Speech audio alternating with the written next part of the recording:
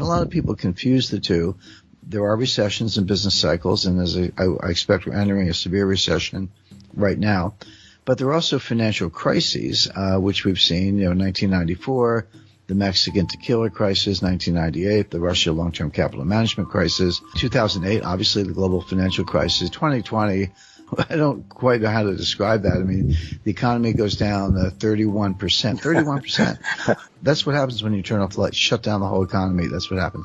So we have these financial crises, and then we have recessions. They don't always go together. 1990 was a recession with no financial crisis. 1998 was a financial crisis with no recession. The economy was doing fine through all that, even though we came within hours of shutting every market in the world. 2008 was interesting because we had both. That was a genuine deep recession, the worst since the Great Depression, and a financial crisis because we saw the sequential collapse of Bear Stearns, Fannie Mae, Freddie Mac, Lehman Brothers, AIG. Morgan Stanley was days away from going bust. Goldman was not far behind, et cetera, until the Fed came in, truncated the process, and bailed everybody out. So we just talked about how we're going into a severe recession. Mm-hmm. Is there a financial crisis on the horizon also? And the answer is yes. And you say, well, how do you know that? The signs are there. Nobody's looking, or I shouldn't say nobody. Very few people are looking. Mm-hmm. Certainly not the Fed.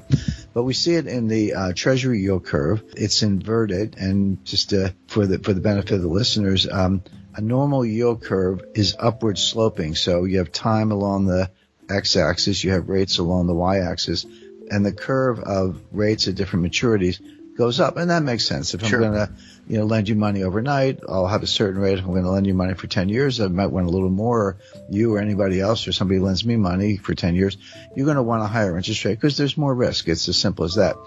Well, what does it mean when the yield curve is inverted? It means that rates are projected to go lower. Mm-hmm. At longer maturity. So wait a second. Why would I take a lower rate for a longer term loan? The answer is I expect interest rates to come down generally. I'm looking for an interest rate crash, which sounds like a good thing, but it's not, because it would only happen if you had a financial crisis of some kind.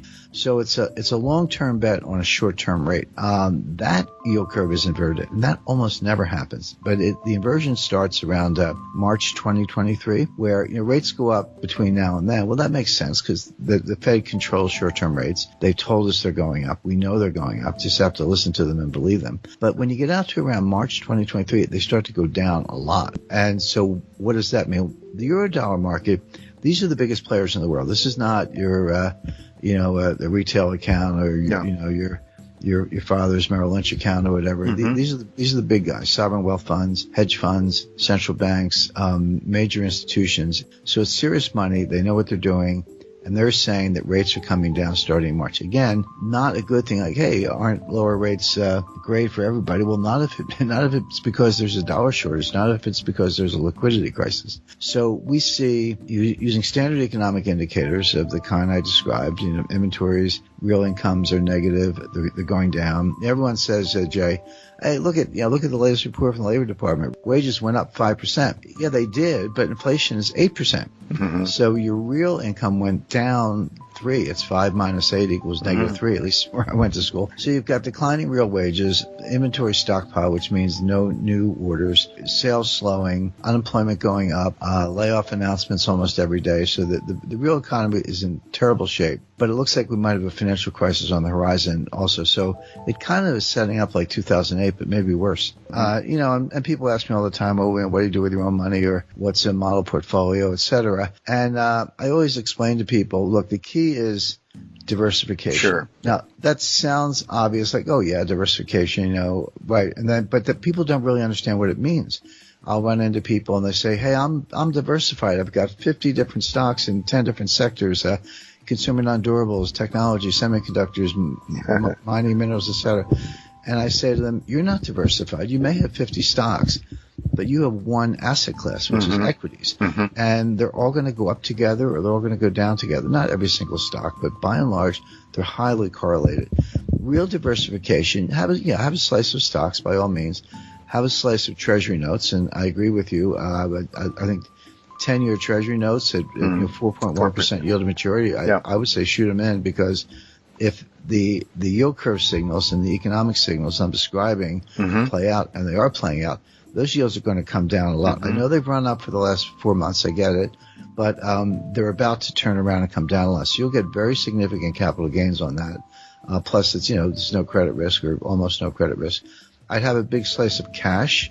And people go, well, what good is cash? It has a low yield and all that. Well, the answer is, yeah, it has a low yield, but you're not going to lose anything. First of all, it'll preserve wealth. Secondly, it could be your best performing asset in deflation because the real value of cash goes up. Most importantly, it gives you optionality, which means that if everything's crashing and burning around you and you're the one with cash, you can go shopping. You can pick up the bargains. And a good example is probably no better example, Warren Buffett, Berkshire Hathaway. They have over $130 billion of cash or cash equivalents on their balance sheet. Now, why do they have $130 billion of cash?